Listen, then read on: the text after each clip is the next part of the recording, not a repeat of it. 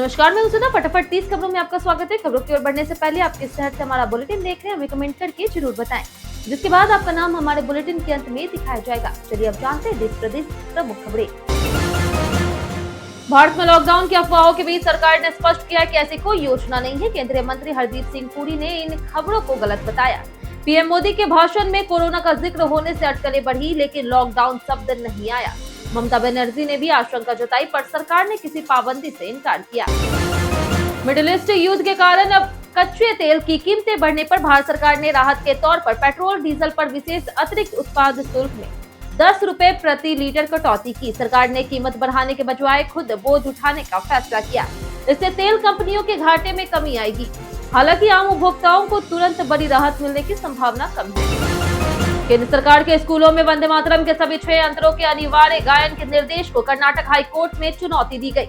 याचिका में कहा गया कि बाद के अंतरे धार्मिक है और संविधान में अनुच्छेद 14 और 25-28 का उल्लंघन करते हैं। कोर्ट ने सुनवाई 9 अप्रैल तक टाल दी है। इनकम टैक्स के नाम पर कंप्लेन गैप वाला ईमेल एक फर्जी स्कैम है। सरकार ने चेतावनी दी है कि ऐसे मेल पर भरोसा न करें। इसमें दिए गए लिंक पर क्लिक करने से आपकी पर्सनल और बैंकिंग जानकारी चोरी हो सकती है। हमेशा आधिकारिक वेबसाइट ही देखें और ओटीपी पासवर्ड साझा ना करें। फंसने पर तुरंत बैंक और साइबर हेल्पलाइन नंबर 1930 से संपर्क करें।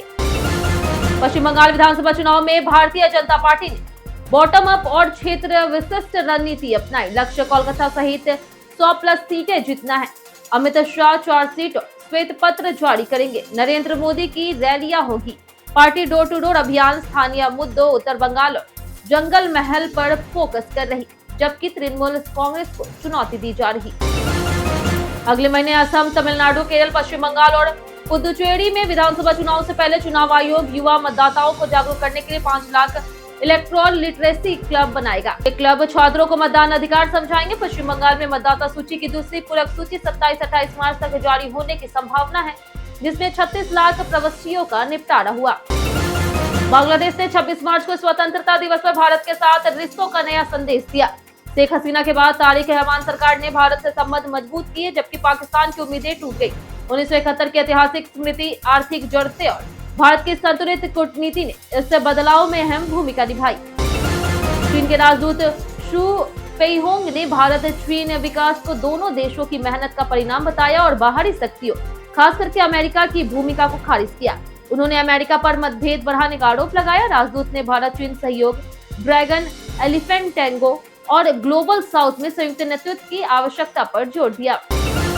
ममता बनर्जी ने पश्चिम बंगाल में चुनावी रैली के दौरान केंद्र सरकार और चुनाव आयोग पर तीखा हमला बोला। उन्होंने संभावित लॉकडाउन, ईंधन और एलपीजी संकट और मतदाता सूची से नाम हटाने के आरोप लगाए। टीएमसी ने प्रभावित लोगों को कानूनी मदद का भरोसा दिया। अभिषेक बनर्जी ने भाजपा पर धर्म की राजनीति का आरोप लगाया, जबकि ममता ने केंद्र सरकार गिरने का दावा किया। सुप्रीम कोर्ट ने दहेज मौतों को गंभीर सामाजिक बुराई बताते हुए एक आरोपी की जमानत रद्द कर दी। कोर्ट ने पटना हाई कोर्ट के फैसले को अनुचित बताया और कहा कि ऐसे मामलों में सावधानी जरूरी है। पीड़िता की संदिग्ध मौत, शरीर पर चोटें और निशान, पोस्टमार्टम रिपोर्ट को नजरअंदाज नहीं किया जा सकता। आरोपी की आत्महत्या वाली दलील खारिज की गई। सरकार ने स्पष्ट किया कि देश में पेट्रोल, डीजल और एलपीजी की कोई कमी नहीं है और लगभग 60 दिनों का पर्याप्त भंडार उपलब्ध है। अफवाहों से बचने की अपील की गई है। एलपीजी उत्पादन बढ़ा है और आयात सुनिश्चित है। रोजाना आपूर्ति सामान्य है। पीएनजी कनेक्शन भी तेजी से बढ़े हैं, जबकि गलत जानकारी फैलाने वालों पर कार्रवाई होगी। पश्चिम एशिया में जारी युद्ध से वैश्विक अर्थव्यवस्था को लेकर के गंभीर अनिश्चितता बढ़ गई है। पीएम मोदी और रूसी राष्ट्रपति ने इसे कोविड जैसी स्थिति बताया। पुतिन के अनुसार यह संकट आपूर्ति श्रृंखला, उत्पादन और लॉजिस्टिक्स को प्रभावित करेगा। अमेरिका ईरान तनाव से ऊर्जा संकट गहराया है, जिससे वैश्विक व्यापार और आर्थिक स्थिरता पर बड़ा खतरा मंडरा रहा। कर्नाटक में आईपीएल 2026 के पहले मैच से पहले विधायकों ने मुफ्त टिकट की मांग पर विवाद खड़ा कर दिया है। कांग्रेस विधायक विजयानंद ने हर विधायक को 5 टिकट देने और वीआईपी व्यवस्था की मांग की। उन्होंने केएससीए पर भेदभाव का आरोप लगाया। विपक्ष ने सभी समर्थन करते हुए महंगे टिकटों और सुविधाओं पर सवाल उठाए। पश्चिम बंगाल में दिलीप घोष ने कहा कि भारतीय जनता पार्टी सत्ता में आई तो पुलिस में बड़ा बदलाव होगा। उत्तर प्रदेश से शैली में मुठभेड़ से अपराध पर लगाम लगेगी। तृणमूल कांग्रेस ने इसे गैर न्यायिक हिंसा बताया। घोष ने प्रशासन पर पक्षपात का आरोप लगाया और सभी अपराधियों को जेल भेजने का दावा किया। साथ ही चुनावी माहौल में बयान से विवाद बढ़ा। एलपीजी कनेक्शन ऑनलाइन सरेंडर करने के लिए गैस कंपनी की वेबसाइट या फिर ऐप पर लॉगिन कर सरेंडर टर्मिनेट कनेक्शन विकल्प चुनना होता है। जरूरी जानकारी भर करके रिक्वेस्ट सबमिट करें। बाद में सिलेंडर और रेगुलेटर जमा करना होता है। कस्टमर आईडी मोबाइल नंबर पर जरूरी है। सिक्योरिटी डिपॉजिट वापस मिल सकता है बशर्ते कोई बकाया ना हो। भारत में लॉकडाउन दोबारा लगने की कोई संभावना नहीं है। पीएम नरेंद्र मोदी ने संसद में केवल वैश्विक संकटों से निपटने की तैयारी पर जोर दिया, न कि लॉकडाउन के संकेत दिए। अमेरिका ईरान तनाव से तेल संकट की चिंता है, लेकिन हालात कोरोना जैसे नहीं होंगे। लॉकडाउन स्प्रेड मुख्यतः 2020 की याद और पीएम के बयान के कारण हो रहा। पश्चिम एशिया संकट के बीच विदेश मंत्री एस जयशंकर ने फ्रांस में G7 विदेश मंत्रियों की बैठक में भाग लिया, जहां वैश्विक मुद्दों जैसे कि ईरान यूक्रेन संघर्ष और यूएन सुधार पर चर्चा हुई। उन्होंने फ्रांस, जापान और दक्षिण कोरिया के समकक्षों से द्विपक्षीय वार्ता की। यह बैठक जून में होने वाली G7 शिखर सम्मेलन की तैयारी के तहत महत्वपूर्ण मानी जा रही है। सरकार ने कहा कि देश में लगभग 60 दिन का तेल भंडार और 1 महीने की एलपीजी आपूर्ति उपलब्ध है। पेट्रोल, डीजल या फिर एलपीजी की कोई कमी नहीं है। घबराहट में खरीदारी को गलत सूचना अभियान बताया। सभी पंप सामान्य रूप से काम कर रहे हैं और आपूर्ति स्थिर है, जबकि वैकल्पिक स्रोतों से कच्चे तेल की व्यवस्था सुनिश्चित की गई है।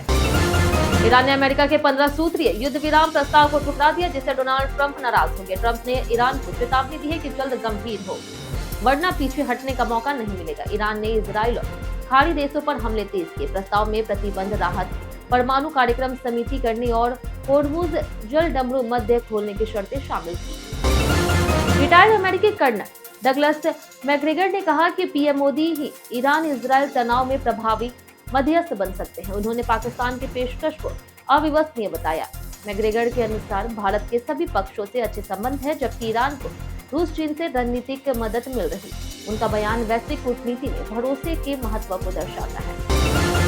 मिडिल ईस्ट में युद्ध के चलते कच्चे तेल की कीमतें $100 पार पहुंच गई है, जिससे भारत में महंगाई की आशंका बढ़ी है। केंद्र सरकार ने पेट्रोल, डीजल पर एक्साइज ड्यूटी में 10-10 रुपए की कटौती की है। अफवाहों से पेट्रोल पंपों पर भी भीड़ बढ़ी, जबकि निजी कंपनियों ने दाम बढ़ाए हैं। सरकारी कंपनियों के रेट स्थिर रहे। अमेरिका के राष्ट्रपति डोनाल्ड ट्रंप ने प्रधानमंत्री नरेंद्र मोदी की प्रशंसा करते हुए उन्हें काम पूरा करने वाला नेता बताया और भारत अमेरिका संबंधों के और मजबूत होने पर भरोसा जताया। यह बयान ऐसे समय पर आया जब मिडिल ईस्ट में तनाव बढ़ गया है। दोनों नेताओं ने फोन पर बातचीत की है। ईरान मुद्दे और होर्मुज जल डमरू मध्य की सुरक्षा पर चर्चा हुई। मार्च के अंत में पश्चिमी विक्षोभ से उत्तर भारत के कई राज्यों में मौसम बदला है। राजस्थान, मध्य प्रदेश, उत्तर प्रदेश और बिहार में बारिश, तेज आंधी और ओलावृष्टि का अलर्ट है। कई राज्यों में येलो और ऑरेंज अलर्ट जारी है। पूर्वोत्तर में भारी बारिश और पहाड़ी क्षेत्रों में बर्फबारी की संभावना है, जिससे किसानों की चिंता बढ़ गई है। ईरान युद्ध और बढ़ती एटीएफ कीमतों के कारण घरेलू हवाई किराए बढ़ने की आशंका है। 29 मार्च से समर शेड्यूल में उड़ानें करीब 10 से 12% घट के 22,000 रह जाएगी। किराया कैप हटने से एयरलाइन सब मनमाने दाम तय कर सकेगी। सीमित उड़ानें, महंगा ईंधन और ऑपरेशनल चुनौतियां मिलकर के यात्रियों पर अतिरिक्त आर्थिक बोझ डालेगी। पश्चिम एशिया में अमेरिका, इजराइल और ईरान संघर्ष के कारण कतर में एलएनजी उत्पादन घटा और होर्मुज जल डमरू मध्य में जहाजरानी बाधित हुई, जिससे हीलियम की वैश्विक आपूर्ति प्रभावित हुई। हीलियम एमआरआई मशीनों और सेमीकंडक्टर उद्योग के लिए आवश्यक है। विशेषज्ञों के अनुसार लंबी आपूर्ति बाधा से एमआरआई जांच की प्रतीक्षा लंबी हो सकती है और कीमतें 25 से 50% बढ़ सकती है।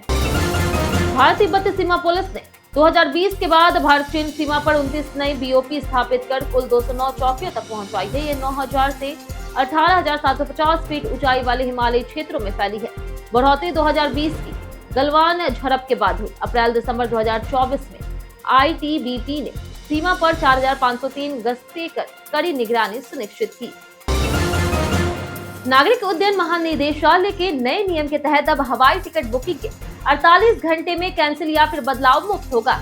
एयरलाइंस रिफंड में कोई अतिरिक्त शुल्क नहीं ले सकेगी। टैक्स और अन्य शुल्क भी रिफंड होंगे। वहीं मेडिकल, आपात या फिर नाम सुधार पर भी रिफंड, क्रेडिट सेल मिलेगा। ट्रैवल एजेंट शुल्क स्पष्ट बताए जाएंगे। विदेशी एयरलाइंस अपने मूल देश नियमों अनुसार रिफंड करेगी।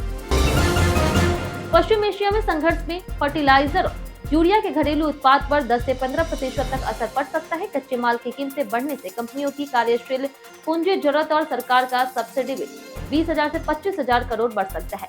यूरिया की खपत 45%, कॉम्प्लेक्स फर्टिलाइजर 1/3, बाकी एसएसपी और एमओपी है। भारत आयात पर निर्भर, खासकर एलएनजी और अमोनिया में। चुनाव आयोग ने असम, केरल, तमिलनाडु, बंगाल और पुडुचेरी में विधानसभा चुनाव के दौरान 408.82 करोड़ रुपए से अधिक की अवैध सामग्री जब्त की है। इसमें नकद, शराब, ड्रग्स, कीमती धातु और अन्य उपहार शामिल है। 15 से 25 मार्च के बीच 70,944 शिकायतें दर्ज हुई, जिनमें से 95% का 100 मिनट के भीतर निपटारा किया गया। 5,173 उड़नदस्ते और 5,200 निगरानी टीम तैनात की गई। 2026 से पहले विराट कोहली ने अपने लेफ्ट आर्म पर नया फुल स्लीव टैटू दिखाया, जिसमें कमल और चमेली के फूल हैं। यह टैटू उनके जीवन और करियर की यात्रा को दर्शाता है। कमल की प्रतीकात्मकता शुद्धता और लचीलापन को दर्शाती है। कोहली आईपीएल 2026 में रॉयल चैलेंजर्स बेंगलुरु की ओर से 9,000 रन का आंकड़ा छूने की कोशिश करेंगे। बीते दिन बहुत से लोगों ने हमारे सवाल का जवाब दिया था। जिन्होंने हमारे सवाल का जवाब दिया उनके नाम है जितेंद्र ठाकुर, भोला कुमार, दीपक कुमार, राकेश मिश्रा, उमेश कुमार, सामन कुमार, प्रवीण कुमार, संजीव कुमार, राहुल कुमार, अमित कुमार, बाबूलाल मरांडी, अमित कुमार और प्रेम कुमार। इसी के साथ बढ़ते आज के सवाल फिर आज का सवाल है, आपका पसंदीदा त्योहार कौन सा है? आप अपना जवाब हमें हमारे कमेंट सेक्शन में लिखकर जरूर बताएं। आज के लिए इतना ही। बिहार के तमाम खबरों के साथ बने रहने के लिए देखते रहिए बिहारी न्यूज़। धन्यवाद।